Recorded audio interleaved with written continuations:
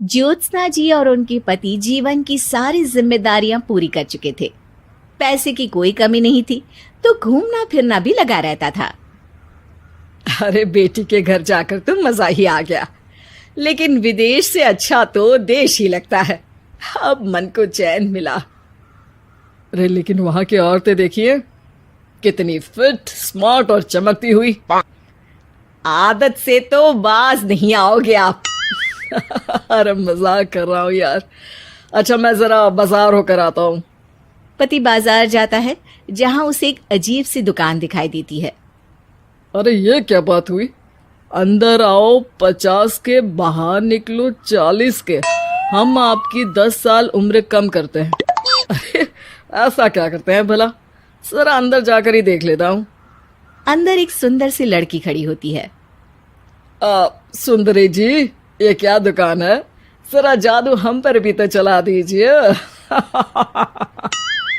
Yes sir, आपको हमारी executive एक डेमो के लिए अंदर ले जाएगी।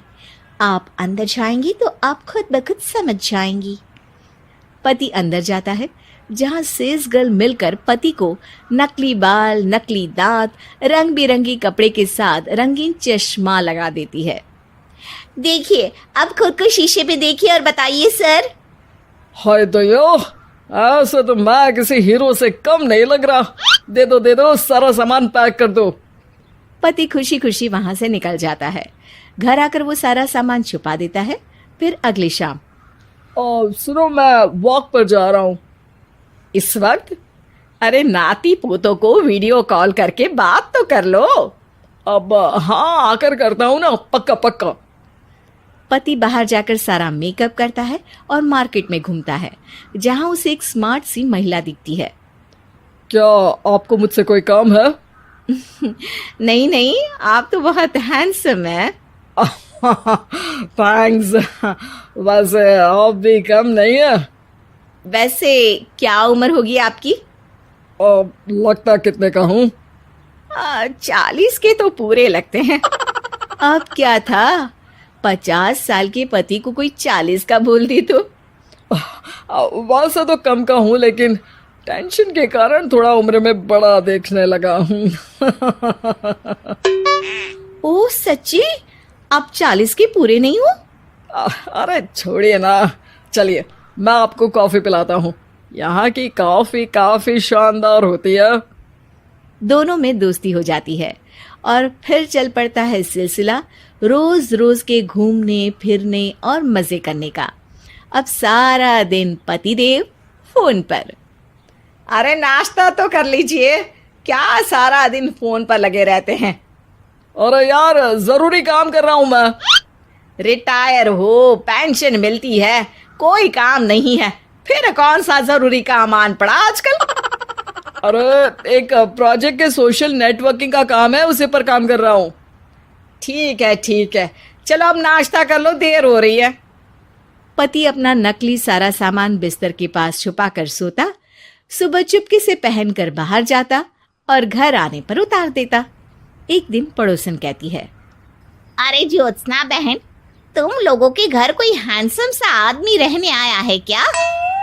अरे कहाँ यार, मैं और ये दो ही तो लोग हैं घर में। हैंडसम सी शक्ल देखे तो मुझे भी जमाना हो गया है। अरे पता नहीं, वो जाता तो तुम्हारे ही घर में है, क्या पता कौन होगा। अरे तुम्हारी उम्र हो रही है ना, और भाई साहब को भी गए 5 साल हो गए, शायद इसीलिए अब सारे हैंडसम नजर आ रहे होंगे। पड़ोसन भी ज्योत्सना की बात पर मुस्कुराकर वहां से चली जाती है। एक दिन, अरे सुनो जी, बहू बेटा और पोता आ रहे हैं, कुछ दिनों के लिए वो हमारे साथ ही रहेंगे। अरे शिट यार, ये क्या है? बेटे ने तो कर ली शादी, अब क्या करने आ रहा है यहाँ पर? अरे कैसी बात कर रहे हो जी, इस उम्र में तो माता पिता तरसते हैं कि बच्चे आकर साथ रहे, लेकिन आप है कि। अरे ठीक है ना, लेकिन अब देखो सभी व्यस्त है अपनी जिंदगी में, ये लोग आएंगे रहेंगे, कितनी डिस्टर्ब हो जाएगी लाइफ। कैसी बात कर रहे हो? अरे जैसे बहुत हैपनिंग है ना तुम्हारी लाइफ, तो जो बच्चों के आने से डिस्टर्ब हो जाएगी। अरे दिन काटने मुश्किल होते हैं, बच्चे आ जाएंगे तो थोड़ा दिन रात पता तो चलेगा।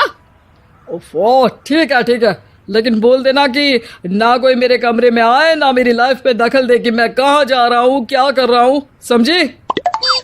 खैर, वो दिन भी आ जाता है जब बहू, बेटा और पोता उन लोगों के घर आते हैं। एक दिन, माँ जी, आज मेड नहीं आई है तो मैं आप लोगों के कमरे में झाड़ू लगा देती हूँ।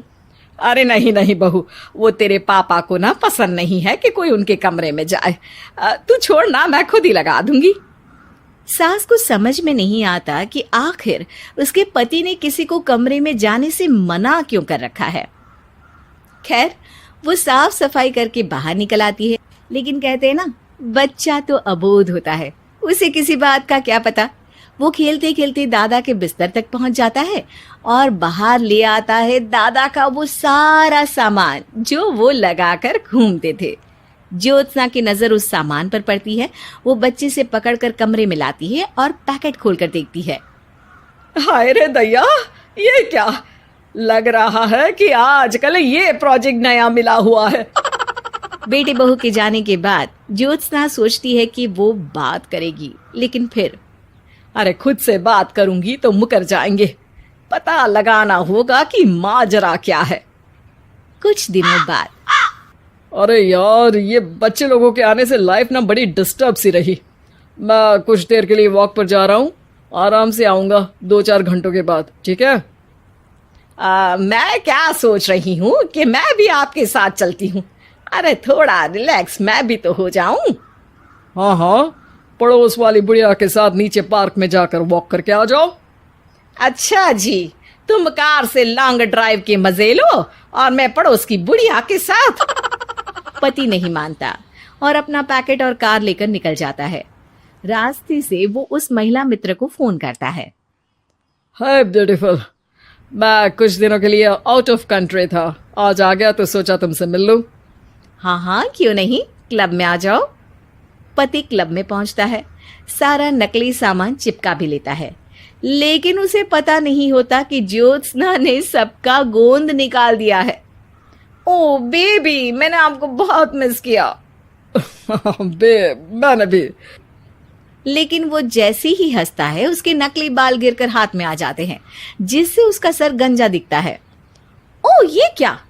तभी उसका दांत भी हाथ में आ जाता है और ज्योत्सना के पति का सारा बुढ़ापा उसकी दोस्त के सामने आ जाता है।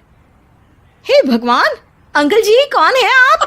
क्या ऐसी बात कर रही हो अंकल? मैं तो तुम्हारा दोस्त हूँ। अरे पर हो तो अंकल ही ना। नकली दांत, नकली बाल और क्या क्या नकली है। पति को गुस्सा आ जाता है।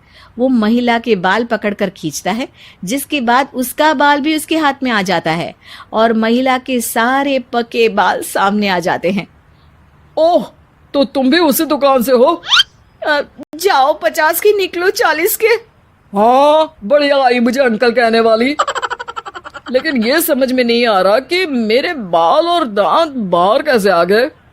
तभी वहां ज्योत्सना आ जाती है। जी, मेरी वजह से। चलिए इन आंटी जी को नमस्ते कहिए, फिर घर चलते हैं और वहां मैं बनाऊंगी आपको 40 का।